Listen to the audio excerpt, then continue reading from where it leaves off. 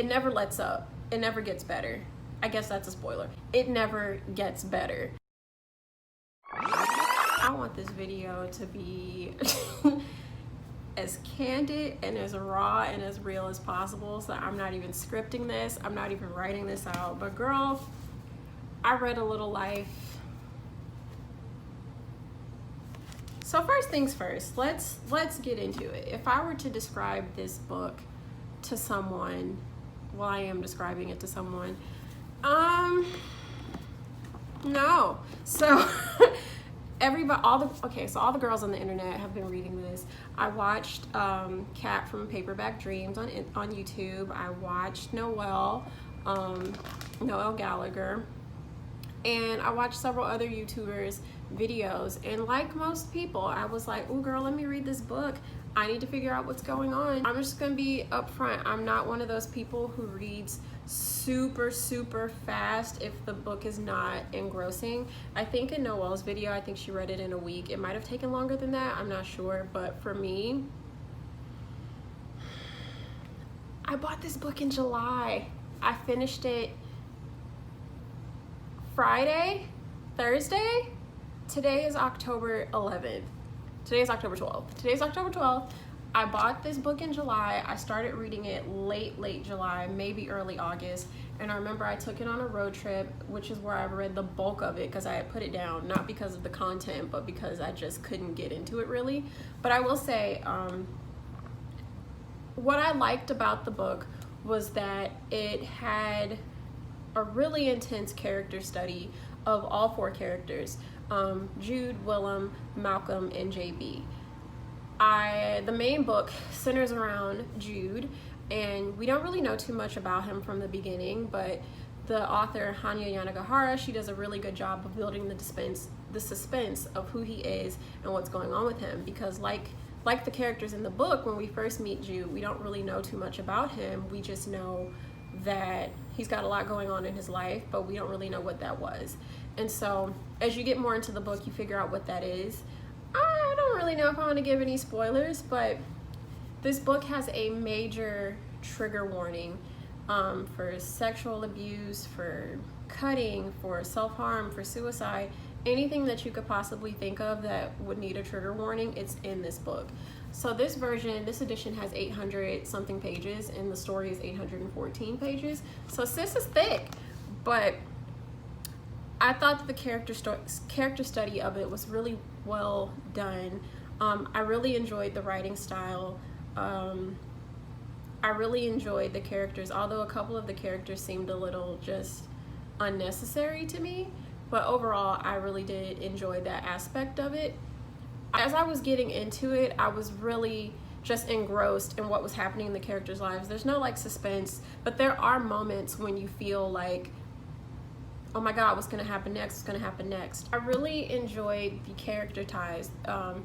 Harold and Julia were some of my favorite characters. I enjoyed Jude, I enjoyed Willem.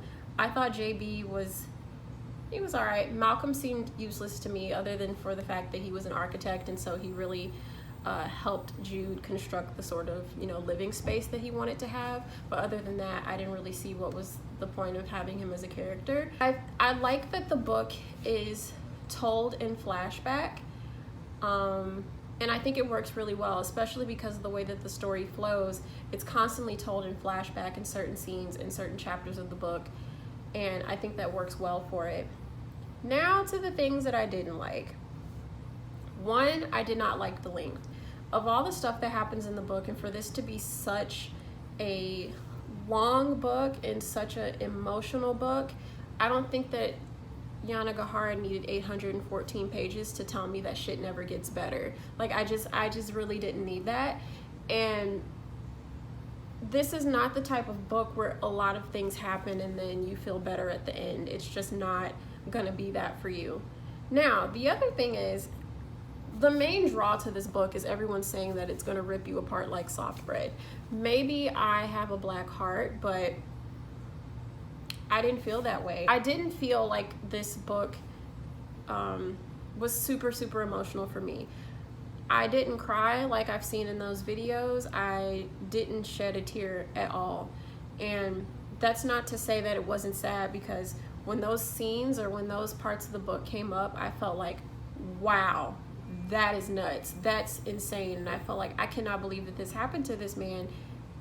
But once you get over those initial scenes, and once you get past those, and then Yanigihara keeps hitting you with it, especially like the last 200 pages of the book, you just feel like, what's the point? Like, what is the point, you know? And some people are saying that this is one of their favorite books, and that it's going on lists. No doubt well written. No doubt well written. Excellent example for a character study. I could definitely see this in some university courses and a master's degree, a PhD, perhaps. But what I just did not enjoy was that it was just too long, and the writing felt manipulative. It felt like Yanigihara was just thinking of any possible horrible thing that can happen to a human being and happen to a child, and putting it in a book. And I didn't appreciate that, because it left me feeling like, well, what am I supposed to do with this? And so you're seeing all these people on the internet crying, and they're upset, rightfully so. And even though that didn't happen to me, I definitely felt the emotion and the intent in the writing, but it just felt manipulative, because it never gets better. I think that's also on the flip side of why people like it and why it's good, because if a writer can make you think all of those things, if they can make you feel some type of way about what they're writing, then it's probably a good book, you know? And I would never read this again. This is like a read it and shelve it. The funny thing about this is, my dad and I, we tend to read a lot of the same books at the same time. And so I had told him I was reading this, and he was like, oh great, I'm gonna get this on Audible. Dad, you have a big storm coming, and I don't think this is the type of content that you want to read. Very good book. Manipulative, yes. Did it make me cry? No. Would I read it again? No. Would I recommend it? No. I would not recommend it based on, similar to what Noelle was saying in her video, just people are reading it because of FOMO. They're feeling like, oh, I want to read this because I want to see if it'll make me cry, which is exactly why I read it, and it didn't. If you are a person who's gone through a lot of terrible things in your life, this is not the book for you.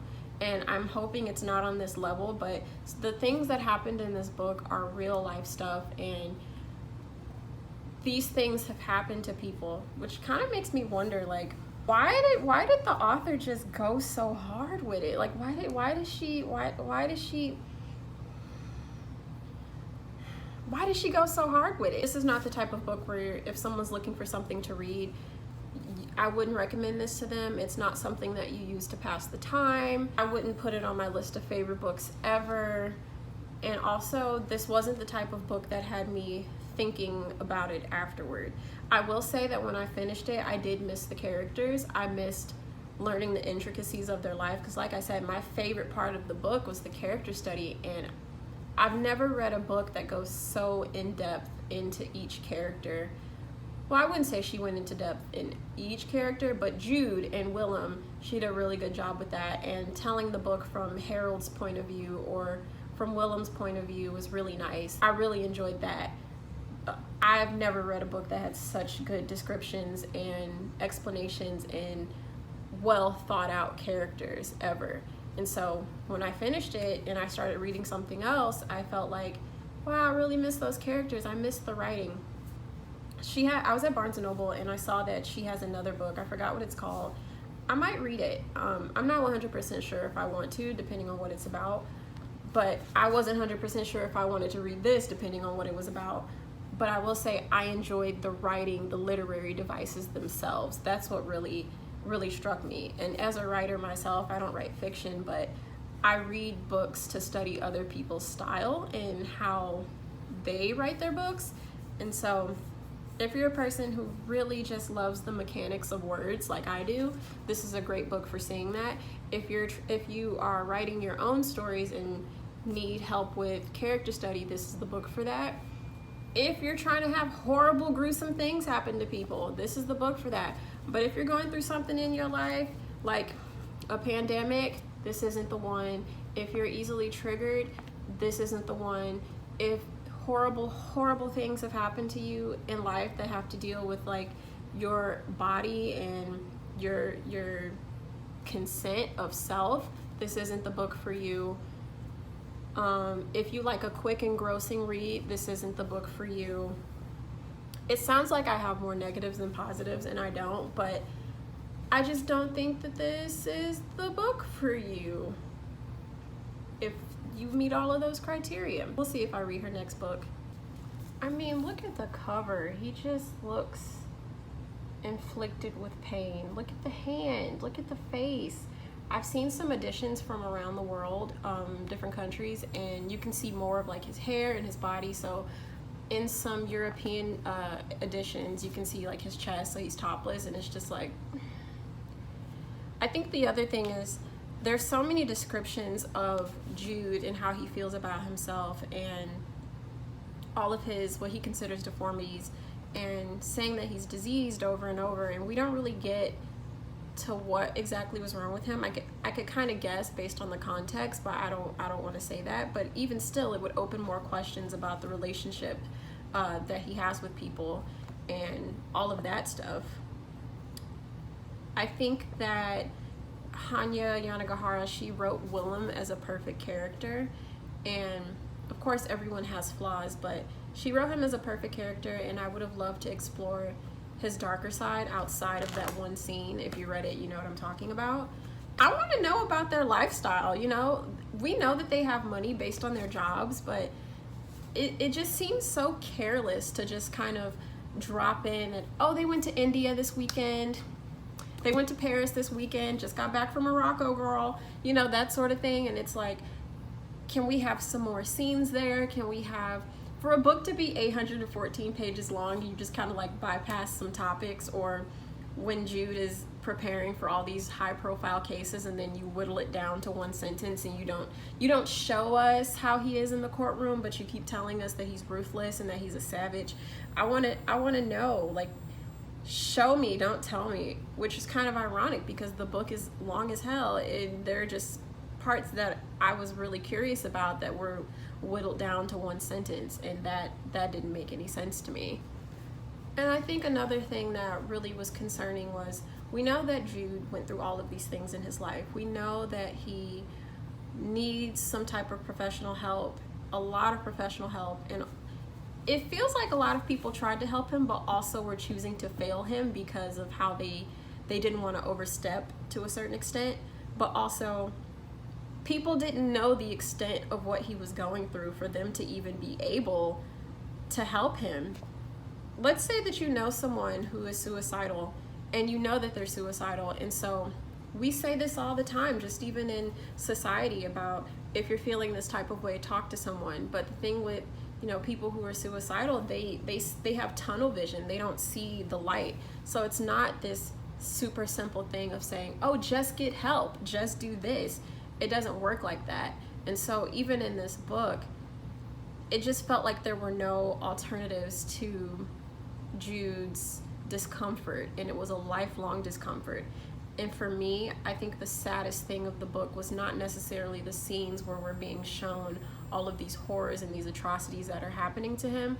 The saddest parts are knowing that he never felt better, knowing that all of these things happened to him and he never once had an inkling that life would be better, not ever, you know. And I don't know if the author even wanted to put the responsibility on a therapist or a certain person to make it better, because he's seeing a therapist in here, but the therapist seems just so stereotypical, so one-dimensional, and it just felt like there were no options.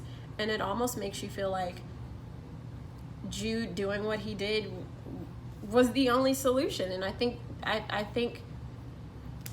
don't know, it's really a tough one, because it really makes you think about so many intricacies that have to do with mental health and people who are suicidal and abuse, and the depths that it goes, because the people in Jude's life hadn't experienced what he experienced. And of course it was easy for them to say, oh, you should talk to someone, but Jude kept saying to himself, how do you just say these things that happen for 15 years straight? How do you just say all of these things to someone?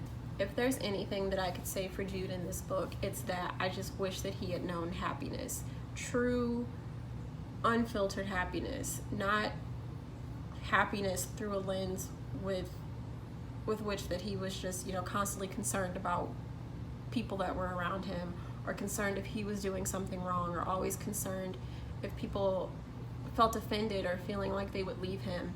I wish that he had known true happiness. And also, the book just goes to show it doesn't matter how much money, prestige, respect, etc. that you have.